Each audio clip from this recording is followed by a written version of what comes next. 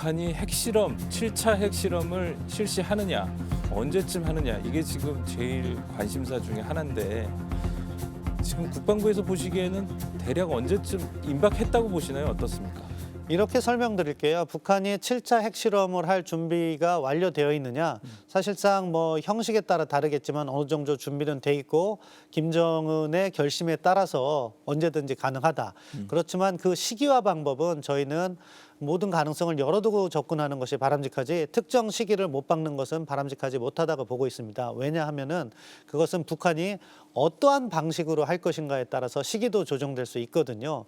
그것은 과거에 지금까지 6차례 핵실험은 북한이 한 번에 그리고 고폭발 실험을 한 거죠. 그렇기 때문에 이번 역시 수소폭탄 실험으로 한 번을 할 것일 가능성도 있는 거고 다만 최근 들어서 북한이 다양한 미사일을 개발하고 있잖아요.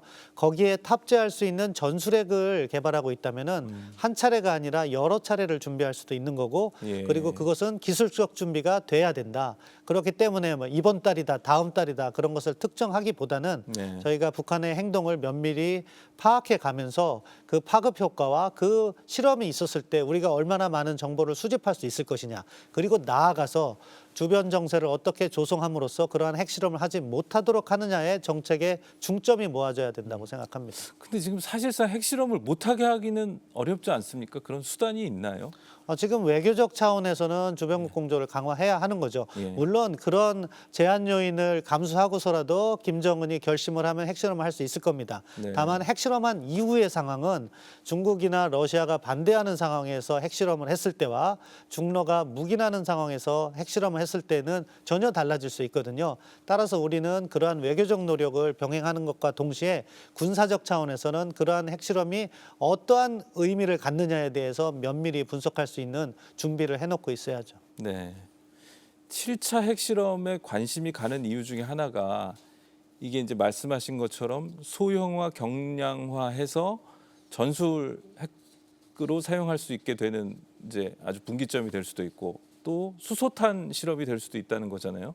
지금 북한 핵 기술 수준 어떻게 평가하고 계시나요?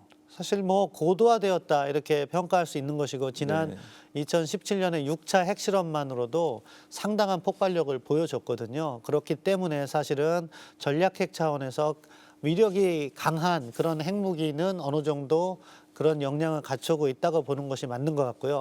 다만 전술핵 자체는 아직 북한이 테스트를 한 적이 없기 때문에 어디까지 발전해 왔다고 저희가 평가할 수는 없을 겁니다. 일단 발사체 자체는 북한의 연이은 미사일 발사 실험을 고려할 때 어느 정도 투발 수단에 있어서는 성과를 거두고 있지 않은가 하는 분석이고요. 다만 전술핵의 그 핵 탄두 부분은 아직 검증이 되지 않았기 때문에 저희가 계속해서 주시해야 된다 이렇게 말씀드리겠습니다. 그 2018년 9월에 그 9.19 남북 군사 합의를 남북이 이제 체결을 했잖아요. 일체의 적대 행위를 중지하겠다. 근데 지금 상황이 이게 지금 적대 행위를 중지를 한 건지 중지하면서 그 선을 지키고 있는 건지 아니면 이걸 넘고 있는 건지 좀 애매하거든요. 어떻게 평가하시나요? 사실은 면밀한 해석을 보면은 적대 행위를 계속 하는 겁니다. 이 적대 행위라는 개념은요 상당히 넓어요. 과거부터 남북이 논의된 적대 행위라는 그 용어 자체를 보면요 상대방에 대한 비방 중상도 적대 행위로 포함될 적이 있었어요.